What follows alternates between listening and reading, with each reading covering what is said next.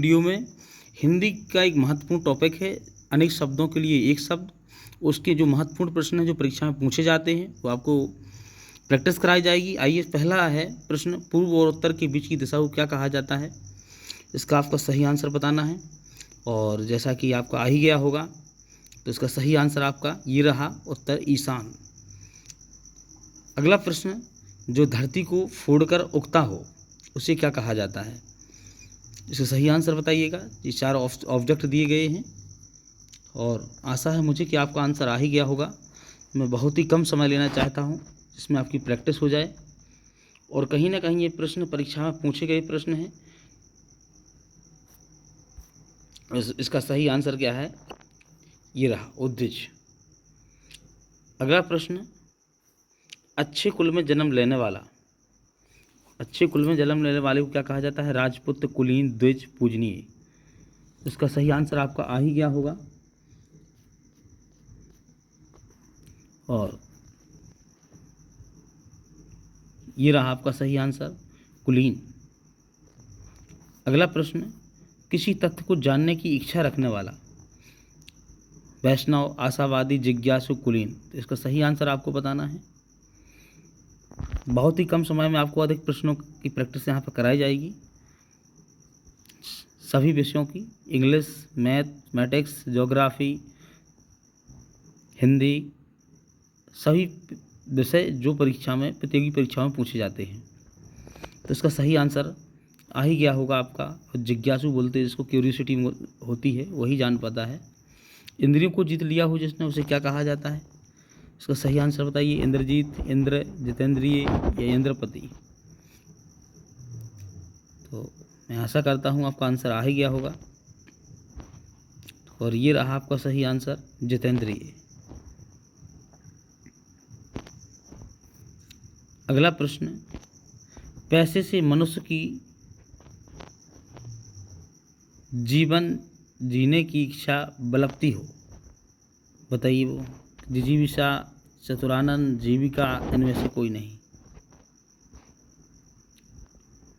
तो आपका सही आंसर आ ही गया होगा, जिजीविषा कहलाता है वो। अगला प्रश्न रहा आपका, तर्क के द्वारा जो माना गया हो वो तर्कसम्मत, तर्कसंगत, तकावी या तटस्थ क्या है?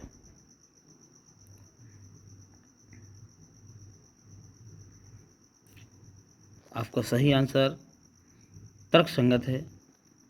अगला प्रश्न, गोद लिया हुआ पुत्र को क्या कहते हैं? ये तो वैसे भी जानते हैं हम सब लोग, दत्त या दत्तक पुत्र या दत्तचित्र या दंपति, क्या कहा जाता है?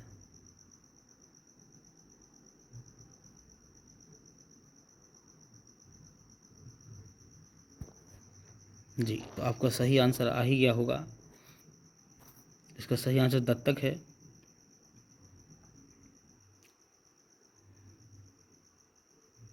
अगला प्रश्न, जो मुश्किल से प्राप्त हो उसे क्या कहा जाता है? आलभ्य, सुलभ, दुर्लभ या अल्प? जी बताइए। आपका सही आंसर आ गया होगा, लीजिए, ये है दुर्लभ। जो देने योग्य हो वो दे कहलाता है या दे कहलाता है या दे कहलाता है या दान कहलाता है, क्या कहलाता है?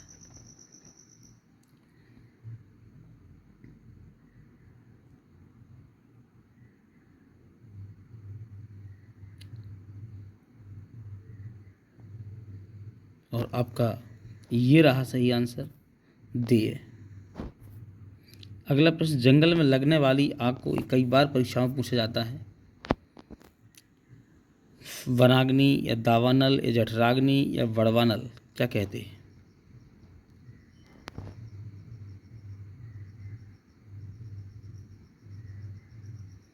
आशा करता हूँ आपका आंसर आ ही गया होगा।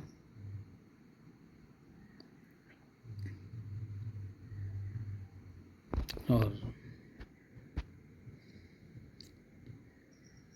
इसका सही आंसर ये दावानल है। जंगलों में लगने वाली आग को दावानल कहते हैं। आपको कमेंट बॉक्स में बताना कि जठराग्नि ये कहाँ लगती है आग? अगला प्रश्न, रात में विचरण करने वाला प्राणी कौन कहलाता है? निशाचर या बानर या मयूर या निशाचर? ये डबल टाइप हो गया है, कोई बात नहीं।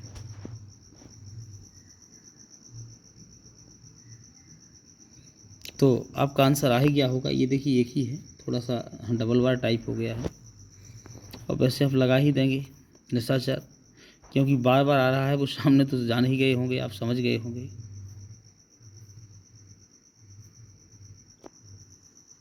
जिसके हृदय में ममता नहीं हो उसे क्या कहा जाता है?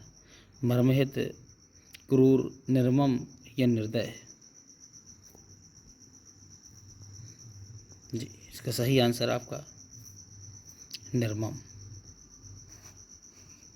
अगला प्रश्न, जिनका प्रयोग निश्चित रूप से संबंध या वाक्य का अतिरिक्त भाव प्रकट करने के लिए होता है उसे क्या कहा जाता है?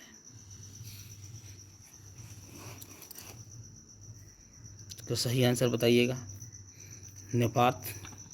अगला प्रश्न, बिना पलक झपकाए क्या कहलाता है?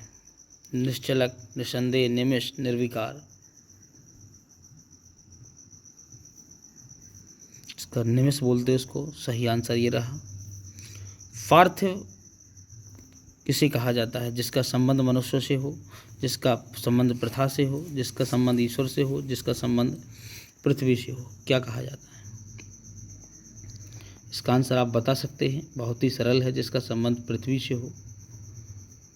और इसी प्रकार के वीडियो पाने के लिए, विस्तृत हिंदी को जानने के लिए, पढ़ने के लिए, डिटेल्स अन्य विषयों को डिटेल्स बेसिक पढ़ने के लिए हमारे चैनल को सब्सक्राइब करें।